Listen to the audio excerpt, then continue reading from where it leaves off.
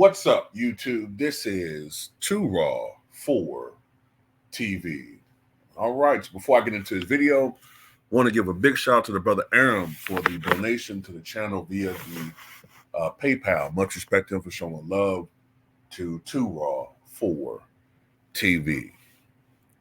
All right, so got a question from a subscriber, and it was I wanted to get your take on my all-time top 10. I have Oscar and Dr. J on that list. I also have Wilt as the number one GOAT, and Larry Bird is number 3 all time. Please give us your thoughts. Almost everyone I know disagrees with me, and that's okay. Yeah, we gotta be able to agree or disagree agreeably when it comes to these things, man. It's all subjective. Well, I agree with you who was the number one player. I agree with you when it comes to Wilt being the GOAT. I know that's no longer a majority opinion, but I think Wilt is the greatest basketball player we've ever seen. Or at the very least, if you don't call him the greatest player of all time, he's the most dominant. Forget whatever Shaq's talking about.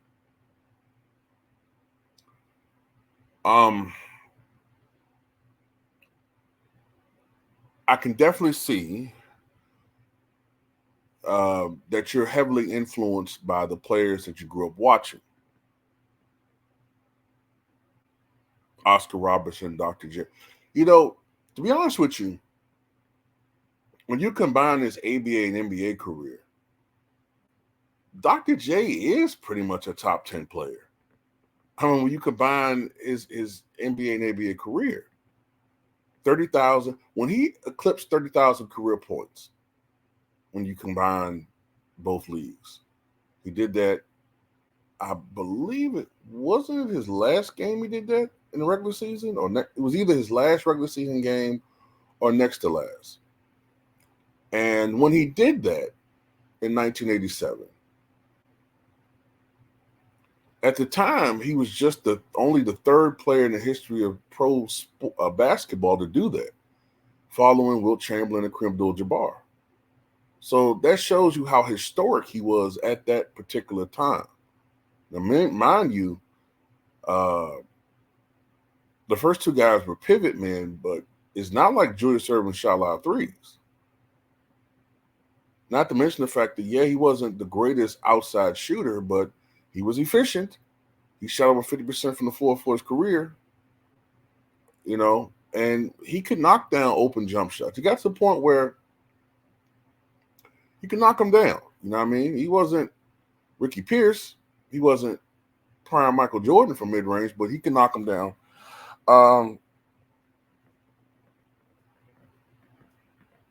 Not to mention the fact that he was an underrated defender. He had over 2,000 career steals and almost 2,000 career blocks, over 10,000 career rebounds. He was about a 77%, I think, career free throw shooter, 77, 78%. As we all know, very entertaining player. Wasn't selfish. He had to score in the ABA. But when he played on those Sixers teams where there were more talent around him, he was not a ball hog. And we all know how devastating and dangerous he was in the fast break situation and transition situations. But and probably one of the top 2 in-game dunkers the game has ever seen. So, Oscar Robertson. Look, he wasn't chasing triple-doubles. He had 181 career triple-doubles. Okay? Now, they didn't count blocks and steals back then. I doubt he ever had 10 blocks in a game. And even back then, I doubt he had 10 steals in the game. Maybe a couple of them, but still relatively, he had 181 career triple-doubles, which for a long time was the official record. I think Russell Westbrook has 199, if I'm not mistaken, career triple doubles. But it was much more difficult to register triple doubles back then because, well, back then assists were much harder to come by. The pass had to lead back then directly to that player scoring. Whereas today, players, you could pass the ball to them in the post and they could pump fake, take a dribble, and then shoot. And somehow that's still an assist. That wasn't an assist 30 years ago. That damn sure wasn't an assist back when Oscar Robertson played.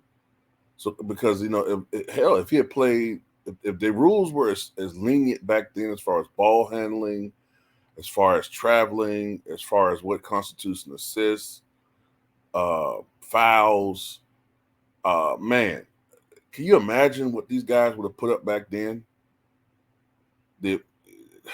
Come on. And you couldn't really guard people back then, but I don't want to go down that rabbit hole. But I don't have a problem with Oscar being on this list. I'm starting to see a lot of these guys from the 60s and 70s and 80s, and even Bob Pettit from the 50s and 60s. They're starting to become very, very underrated. They are. I'm starting to see people do this now. Magic is the greatest point guard, followed by, they'll say, Steph, which I don't agree with at all. I mean, if he's the greatest point guard, then why is he not playing point guard on this Olympic team coming up? Why is LeBron, a damn near 40-year-old, playing point guard? Do you think a 40-year-old player would have played point guard with Magic when he was in the Olympics? Or Jason Kidd? Come on now. But anyway, I'm not trying to denigrate Steph, but I'm sorry, I just don't see him on the same level as a point guard as these other guys. As a scorer, a shooter, yes, but not as a point guard. But anyway, you're starting to see people put lists with Magic and Steph and then Isaiah Thomas. I'm like, well, where the hell is Oscar Robertson? Oh, he only won one title. Who cares? I'm so sick of that. Don't these people realize that Oscar Robertson, Jerry West, Wilt Chamberlain, Bob Pettit for a large part, their careers overlapped Bill Russell, who had all of the damn talent on his team. I mean, how are you going to win titles when Bill Russell played with 12 Hall of Famers during his career? You could argue some of those guys were Hall of Famers because they played with Bill Russell, but that's not the case with Tom Heinsohn. That's not the case with Bob Cousy. That's not the case with Sam Jones. That's not the case with Bill Sharman. That's not the case with John Havlicek. All-time great players. Then you had Bailey Howell playing for them for a little stretch. Frank Ramsey. Oscar Robertson was carrying bad teams, mediocre teams. He's the only guy to get an MVP award in the heart of the Bill Russell, Wilt Chamberlain era. So there's no problem with him being on that list. Now let me get to the point. Larry Bird. I don't think most people would put him that high because they will argue the relative briefness of his career compared to others. I would put Larry Bird, like, say, in a category, and I hope I'm not cheapening Bird with this, but I would put him in a category of a Mark McGwire. By that I mean, when I say that, I mean, if you look at Mark McGwire's aggregate stats, they're not very impressive. I think he only had 1,600 career hits, only 6,000 career bats, barely 1,000 runs, I think, 1,400 RBI. I mean, a lot of it had to do with the injuries he suffered. But what makes Mark McGwire look better is when you look at his averages as far as slugging percentage, on base percentage, home run at bat ratio. When you look at some of the power metrics, that's what makes him make his career look better. With Bird, it's the averages. 24 points, 10 rebounds, 6 assists. That's playing with Dennis Johnson. That's playing with not having the ball in his hands at all times. And the 10 rebounds is especially impressive considering that he was playing on a team with both Robert Parrish and Kevin McHale. You know, when he was playing the power forward position, Bird was averaging more around 11 to 12 rebounds per game. And considering that he was a guy that didn't have the greatest leaping ability, contrast that to LeBron James, who has never had a season even averaging 10 rebounds. Bird averaged 10 rebounds per game for his career. So, you know, you look at that, you look at the fact that Bird, when he was healthy, before the back issues, was not that bad a defender. Yes, after the back injuries, as he got older, the bone spurs, and after the surgery, yeah, that's when he became a defensive liability. That's when they started moving him back to the power forward position because that side of the floor he became weaker. But if you actually looked at his defense, especially during the MVP years, he was actually a capable defender. He just wasn't the swiftest of foot.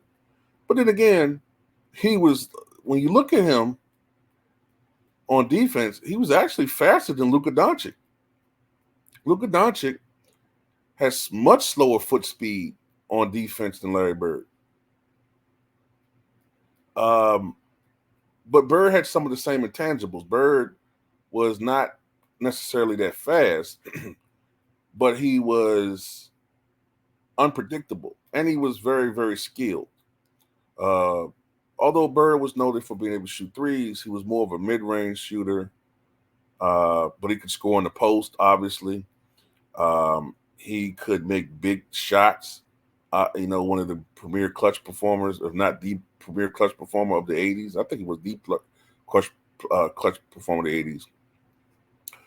He could score his back to the basket. So, you know, like I was saying, he was scoring the post. He could score his back to the basket. He post you up. He had the fadeaway.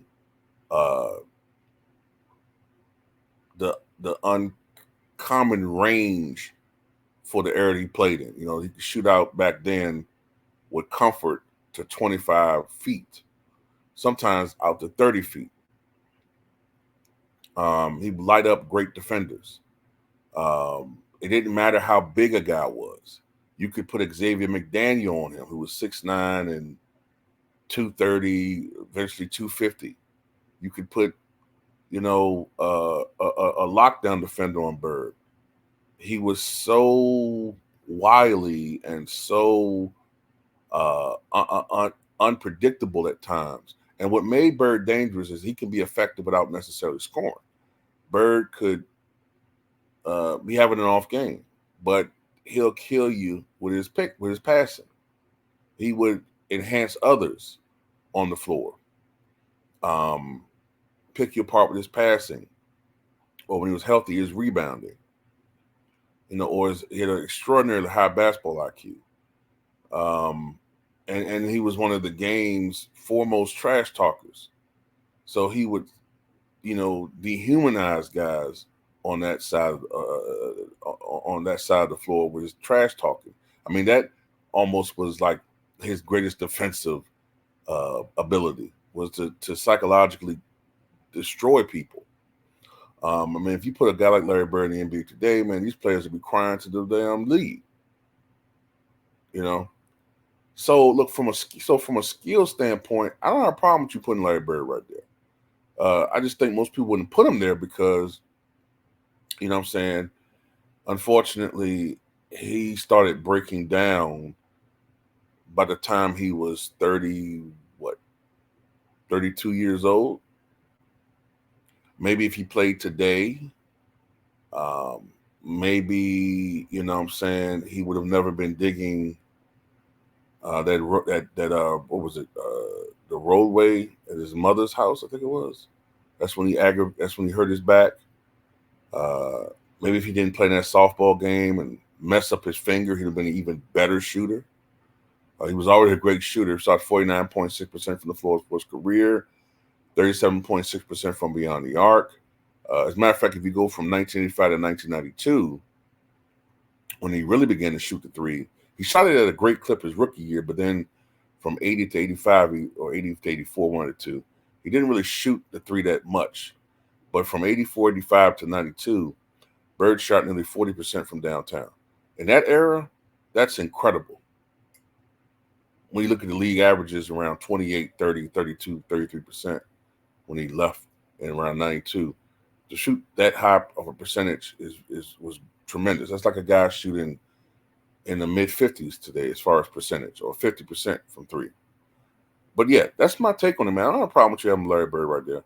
Now, I don't really know the rest of your list because you didn't provide it to me.